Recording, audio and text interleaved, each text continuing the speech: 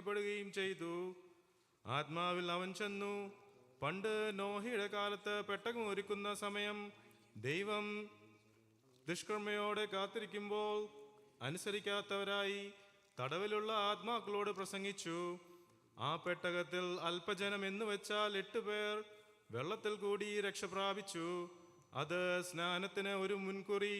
സ്നാനമോ ഇപ്പോൾ ജഡത്തിന്റെ അഴുക്ക് കളയുന്നതായിട്ടല്ല, ദൈവത്തോട് നല്ല മനസാക്ഷിയായിട്ടുള്ള അപേക്ഷയായിട്ടത്രേ യേശുക്രിസ്തുവിന്റെ പുനരുത്ഥാനത്താൽ നമ്മെയും രക്ഷിക്കുന്നു. അവൻ സ്വർഗത്തിലേക്ക് പോയി ദൈവത്തിന്റെ വലത്തുഭാഗത്ത് ഇരിക്കുന്നു. ദൂതന്മാരും അധികാരികളും ശക്തികളും അവന് കീഴ്പ്പെട്ടിരിക്കുന്നു. ബാരിക്മോർ.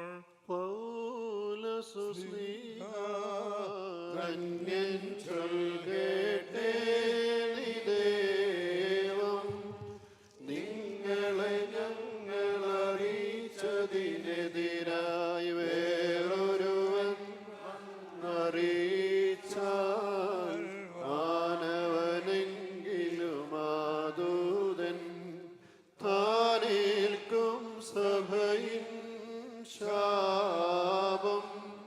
പലതരമുപദേശങ്ങളഹോ പാരിൽ മുളച്ചു പരക്കുന്നു. ദൈവത്തിനുപദേശം തോട്ടവസാനിപ്പിപ്പോൻ.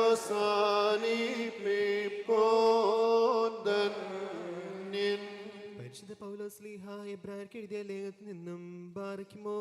സ്ലീഹാരുടെ സ്തുതിയും നമ്മുടെ മേൽ തന്നെ അനുഗ്രഹങ്ങളും എന്നേക്കും ഉണ്ടായിരിക്കട്ടെ. എബ്രായർ 10-ാം അധ്യായം 19 മുതൽ 29 വരെയുള്ള വാക്യങ്ങൾ. അതുകൊണ്ട് സഹോദരന്മാരെ, യേശു തന്റെ ദേഹം എന്ന തിരശ്ശീലയിൽ കൂടി നമുക്ക് പ്രതീക്ഷിച്ച ജീവനുള്ള പുതുവഴിയായി തന്റെ രക്തത്താൽ വിശുദ്ധ മന്ദിരത്തിലേക്കുള്ള പ്രവേശനത്തിനു ധൈര്യവും ദേവാലയത്തിന്മേൽ ഒരു മഹാപുരോഹിതനും നമുക്കുള്ളത് കൊണ്ട് നാം ദുർമനസാക്ഷി നീങ്ങുമാറ് ഹൃദയങ്ങളിൽ തളിക്കപ്പെട്ടവരും ശുദ്ധവെള്ളത്താൽ ശരീരം കഴുകപ്പെട്ടവരുമായി വിശ്വാസത്തിന്റെ പൂർണ്ണ നിശ്ചയം പൂണ്ടു പരമാർത്ഥ ഹൃദയത്തോടെ അടുത്തു ചെല്ലുക. പ്രത്യാശയുടെ സ്വീകാരം നാം മുറുകെ പിടിച്ചുകൊള്ളുക. വാഗ്ദത്തം ചെയ്തവൻ വിശ്വസനല്ലോ. ചിലർ ചെയ്യുന്നത് പോലെ നമ്മുടെ സഭായോഗങ്ങളെ ഉപേക്ഷിക്കാതെ തമ്മിൽ പ്രബോധിപ്പിച്ചുകൊണ്ട് സ്നേഹത്തിനും സൽപ്രവർത്തികൾക്കും ഉത്സാഹം വർദ്ധിപ്പിപ്പാൻ അന്യോന്യം സൂക്ഷിച്ചുകൊള്ളുക. നാൾ സമീപിക്കുന്നു എന്ന് കാണും തോറും അത് അധികമായി ചെയ്യേണ്ടതാകുന്നു. സത്യത്തിന്റെ പരിജ്ഞാനം ലഭിച്ച ശേഷം നാം മനഃപൂർവ്വം പാപം ചെയ്താൽ പാപങ്ങൾക്കു വേണ്ടി ഇനിയൊരു യാഗവും ശേഷിക്കാതെ ന്യായവിധിക്കായി ഭയങ്കരമായൊരു പ്രതീക്ഷയും എതിരികളെ ദഹിപ്പിപ്പാനുമുള്ള ക്രോധാഗ്നിയുമേ ഉള്ളൂ. മോശയുടെ ന്യായപ്രമാണം അനുസരിക്കാത്തവനു കരുണ കൂടാതെ 2-3 സാക്ഷികളുടെ വാമൊഴി കേട്ട് മരണശിക്ഷ കൽപ്പിക്കുന്നുവല്ലോ. ദൈവപുത്രനെ ചവിട്ടിക്കളയുകയും തന്നെ വിശദീകരിച്ച നിയമരക്തത്തെ മലിനമെന്നു നിരൂപിക്കുകയും ചെയ്തവൻ എത്ര കഠിനമേറിയ ശിക്ഷയ്ക്ക് പാത്രമാകും എന്ന് വിചാരിപ്പിൻ. ബാരിക്കുമോ. ത്രിയേക ദൈവത്തിൻ്റെ വന്യ തിരുനാമത്തിന് മഹത്വം ഉണ്ടായിരിക്കട്ടെ. ഏറ്റവും സ്നേഹം നിറഞ്ഞ അച്ഛന്മാരെ, സഹോദരങ്ങളെ, കുഞ്ഞുങ്ങളെ, ഒരു അനുഗ്രഹമായ ശുശ്രൂഷയിൽ ഞാനും നിങ്ങളും പങ്കെടുക്കുകയാണ്. വളരെ അർത്ഥവത്തായ ശുശ്രൂഷയാണ്. സഭയുടെ വിവിധ കോണുകളിൽ മെത്രാപ്പോലീത്തന്മാരുടെ സാന്നിധ്യത്തിലാണ് ചെയ്യാറുള്ളത്. അത് സഭയെ മൊത്തമായി കരുതി തന്നെയാണ് അത് ചെയ്യുന്നതെന്നുള്ള കാര്യം പ്രത്യേകിച്ച് ആദ്യമായി നിങ്ങൾ ഓർത്തിരിക്കേണ്ടതുണ്ട്. ഇവിടെ പാടിയപ്പോൾ പ്രാർത്ഥിച്ചപ്പോൾ നിങ്ങൾ കേട്ട് കാണും, വിനയവും താഴ്മയും സമർപ്പണവും ഇല്ലാതാരും കഴുകലിന് വരരുത് എന്ന് വെച്ചാൽ ഇവിടെ എൻ്റെ ഇടത്തും വലത്തും ഇരിക്കുന്ന ഈ 12 പേരെ ഉദ്ദേശിച്ചല്ല ഇത് പറയുന്നത്. അത് വന്നുകൂടിയിരിക്കുന്ന നിങ്ങളെയും ഉദ്ദേശിച്ചല്ല, നിങ്ങളെയും ഉദ്ദേശിച്ചു, നിങ്ങൾ മാത്രമല്ല, ഈ അച്ഛന്മാരെയും ഈ കൂടെ ഇരിക്കുന്ന ഇമ്മേനികളെയും നിങ്ങളെ എല്ലാവരെയും സഭ മൊത്തം ആണ് ഈ ശുശ്രൂഷകൾ എന്ന് നടത്തും. കർത്തൃഗാത്രമാണ്. ദൈവിക ഗാത്രത്തിൽ എവിടെ എന്ത് ശുശ്രൂഷ നടന്നാലും അത് കർത്തൃഗാത്രത്തിന് മൊത്തം കർത്താവിൻ്റെ ശരീരമാവുന്ന സഭയ്ക്ക് മൊത്തം അത് ബാധകമാണ്. അതുകൊണ്ട് തന്നെ നമ്മളിതൊരു ചടങ്ങും കാഴ്ചയും നടത്തുന്ന ഒരു സംഗതിയുമായിട്ട് മാറ്റുന്നത് ശരിയല്ല. അതുകൊണ്ട് തന്നെ സഭയുടെ ഗാത്രത്തിൽപ്പെട്ട എല്ലാവരും ഇതിനുവേണ്ടി ഒരുങ്ങേണ്ടത്. അത് ആഴ്ചയുടെ മധ്യത്തിലാണ് ഇത് നടത്തുന്നത്. അപ്പോൾ നമ്മെ തന്നെ ഒരു പ്രത്യേകിച്ച് കുമ്പസാരിച്ച് കുർബാനയൊക്കെ അനുഭവിച്ചതിന് ശേഷമാണ് നമ്മളിത് നടത്തുന്നതെന്നുള്ള കാര്യം പ്രത്യേകിച്ച് ഓർക്കുക.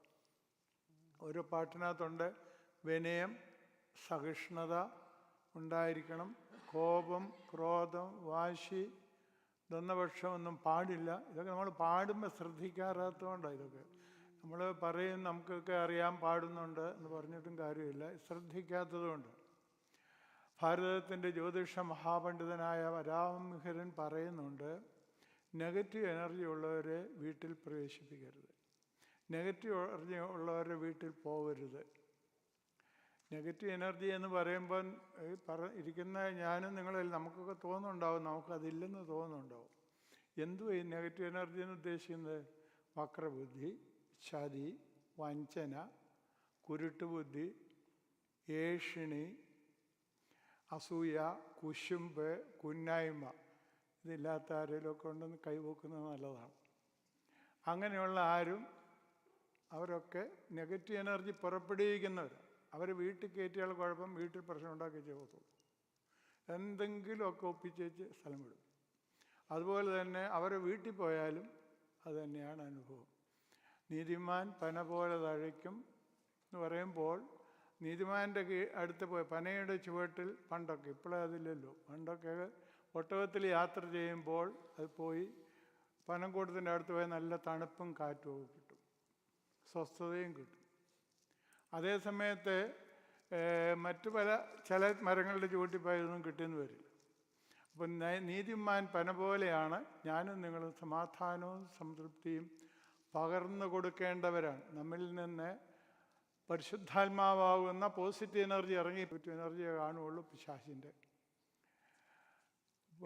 ശൗമേലിൻ്റെ 1-ാം പുസ്തകം 10-ാം അധ്യായം 1-ാം വാക്യത്തിൽ പറയുന്നുണ്ട്, ശൗമേൽ തൈലപാത്രമെടുത്ത് ശൗലിൻ്റെ തലയിൽ ഒഴിച്ചു, എന്നിട്ട് അവനെ ചുംബിച്ചു. ദൈവത്തിൻ്റെ